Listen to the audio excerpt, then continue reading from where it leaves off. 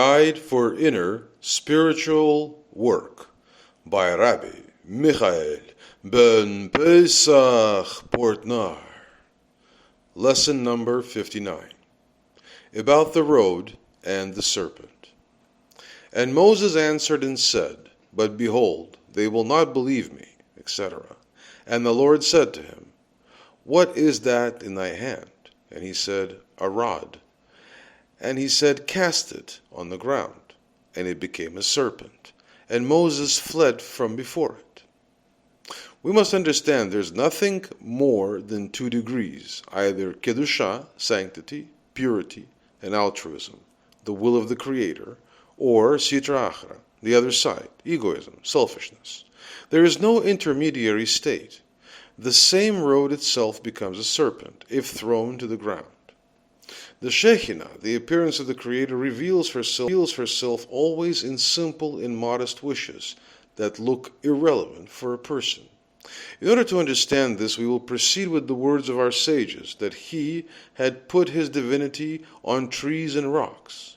Trees and rocks are called things of inferior importance, and in this manner He placed His divinity.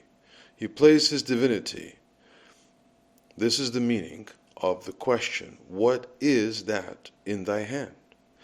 A hand means attainment from the words, and if a hand attains. And Moshe answered, a rod. Rod in Hebrew is mate, what means low to relevance. A rod means that all the one's attainments are built on discernment of inferior importance, which is faith beyond reason. Faith beyond reason is regarded as having inferior importance and as lowness. One appreciates only the facts based on knowledge. He believes in knowledge. If a person can't understand or contradicts his understanding, his faith has to be more relevant and higher than his knowledge and his understanding of consciousness. It follows that at the same time he lowers his mind. He notices his understanding resists the path of the Creator. That faith is more important than his mind. This is because all the concepts that contradict the path of the Creator are worthless concepts. It isn't relevant in the eyes. It is said, their eyes don't see, their ears don't hear. A person analyzes everything he hears and sees, what isn't in agreement with the path leading to the Creator.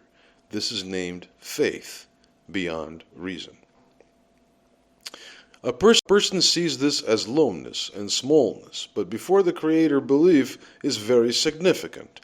A human being has no other possibility than this path. He is obligated to go in the faith beyond reason. The Creator had chosen for us specifically the path of faith beyond reason. It is our base and the best for the spiritual path. He must have chosen this because it is better and more successful. If the rod is thrown to the ground, then he wants to work with a higher discernment, meaning within the reason, degrading the path of beyond reason, and see this work as low. One's Torah and the work immediately become a serpent. It is said, the Creator tells to everyone who is pride, they can't be together. He and I cannot dwell in the same abode. We can find the Shekhinah in the most irrelevant things for a human being, in faith, in the giving, in simplicity. When a person throws his rod on the ground and raises his rod on the ground and raises his self to work with the higher, more valuable qualities, this is already a serpent, pride. It is or the rod, deity, kedusha, or the serpent, impurity. There is no other choice. The Torah and the work of the human being fills their selves or with the rod or with the serpent. It is known that the sitra achra has no lights. In the material, in the egoism, therefore, are only one wish but no pleasure. The pleasure stays unfulfilled. He who receives 200 or more wishes he dies with all his unnullified wishes. He wishes always more. This extends from the upper roots. The root of the klipa, the shell, is the vessel of receiving tzimtzum, the restriction, and this is placed upon them, and they have no correction in the 6,000 years. Hence, they do not have lights and abundance, and this is why they have a prohibition of the first tzimtzum, tzehah. Because these wishes are empty and they seduce us, they are whispering in our ears to draw the light to our degree. Through this impure egoistic forces withdraw the whole strength of life, all the light of a person had perceived and working for the good side, the giving. In this way, the klipa has power over the human being. This gives a person nurturing and hinders him to go forwards. It takes away the need to uplift oneself out of his situation, and without a wish there is no movement.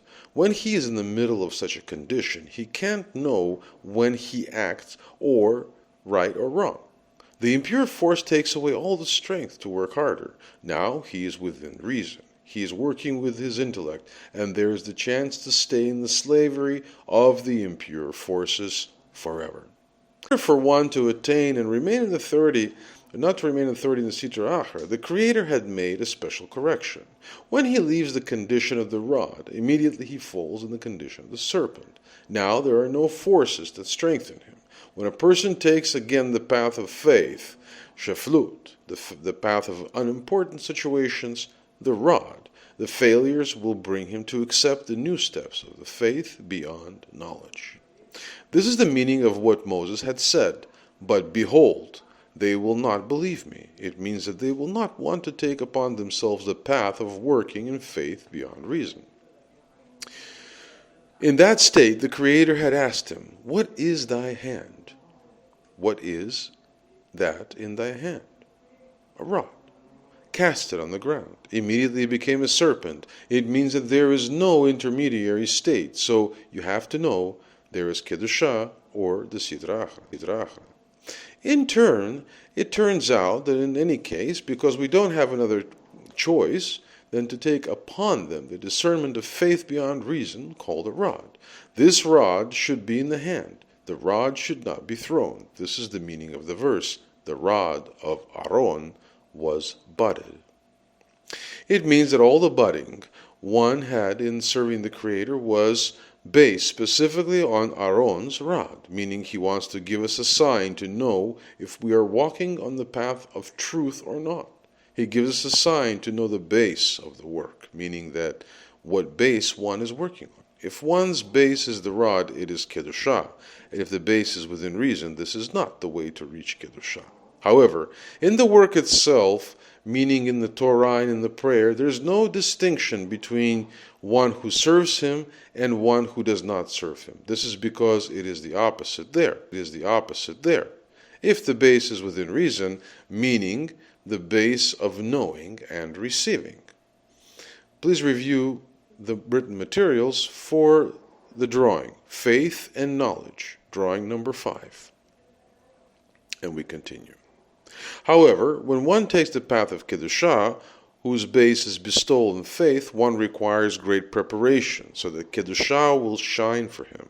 Without preparation, the body does not give him the strength for work, and he must always exert extensively, since man's root is reception and is within reason. Hence, if one's work is based on materialism for oneself, one can always be all right.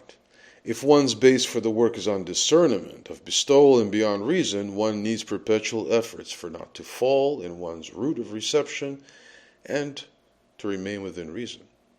He may not be neglectful for a minute, otherwise he will fall into one's root of materialism called dust, as it is written, "For dust thou art, and unto the dust shalt thou return."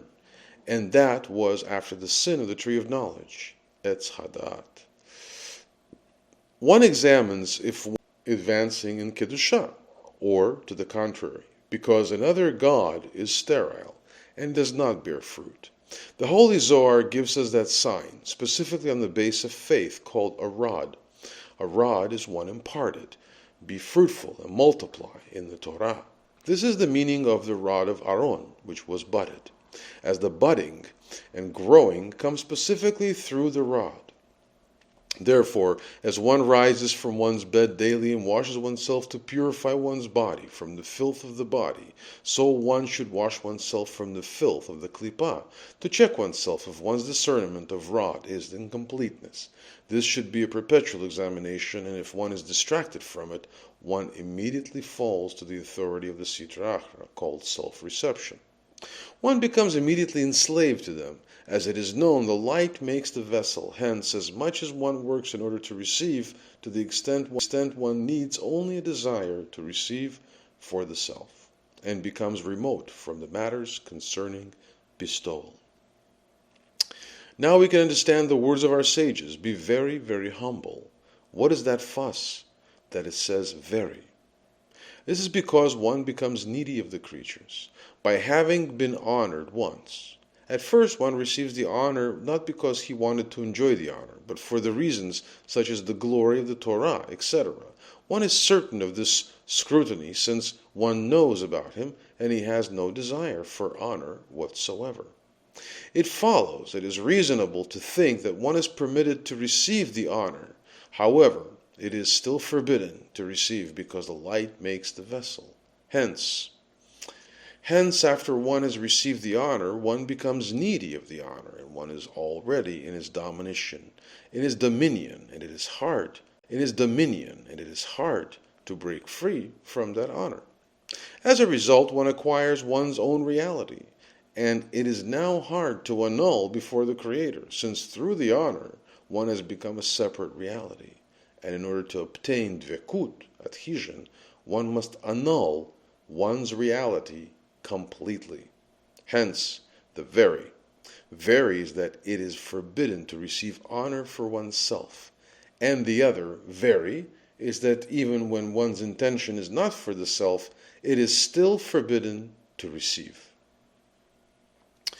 Please review the written materials. At the end of the lesson, the table from 4 columns. What to correct, with what, result, and goal.